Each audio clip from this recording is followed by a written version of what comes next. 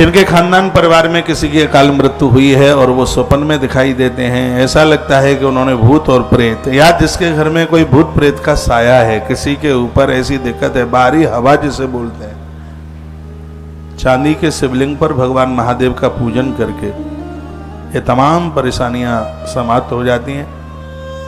और रजत चांदी के शिवलिंग पर घर में धन की तो बरकत होती है, सुख समृद्धि की कोई कमी नहीं रहती।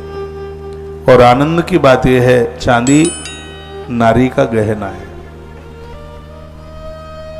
नाभि के नीचे, कमर के नीचे कभी सोना नहीं पहना जाता, भले ही कितना भी कोई करोड़पति हो, कितना भी कोई धनवान हो, ये गलती मत करना।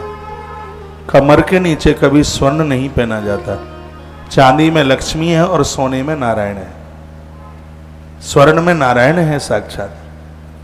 भगवान कहते हैं ना कि धातुओं में स्वर्ण मेरा ही रूप है।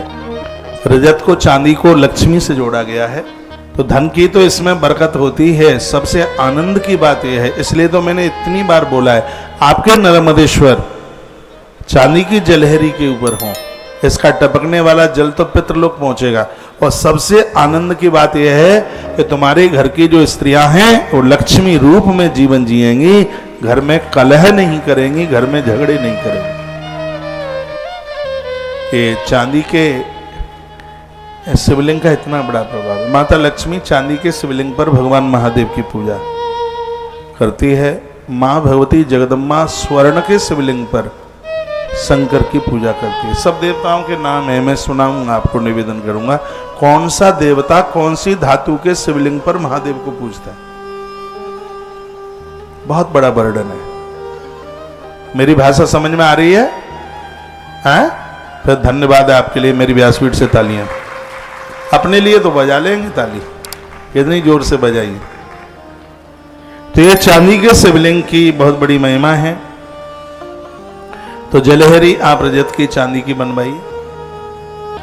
तो चांदी के शिवलिंग की इतनी बड़ी महिमा है, जिसके घर में सांप बिच्छू निकलते हैं और ऐसा लगता है कि यह स्थान ठीक नहीं है, यहाँ बहुत भारी सांप है, बहुत ज्यादा बिच्छू निकलते हैं, तो बामी की मिट्टी आती है। बामी जानते हैं आप?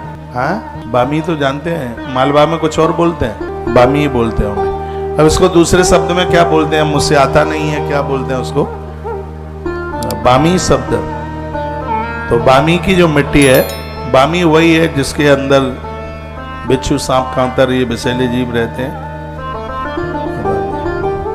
पहले संत महापुरुष तपस्या करते थे तो उनकी देह के ऊपर भी बामी की जो मिट्टी ऐसी होती है, फुरफुरी सी, बहुत हल्की सी होती है। अब आप समझ गए होंगे।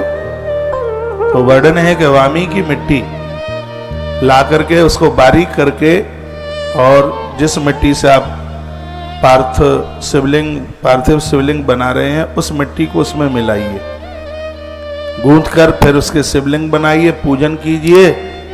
और जहां भी आपने अपने घर में बंधन पूजन किया है, इसका प्रभाव यह होगा कि घर में विषैले जीव नहीं रहेंगे।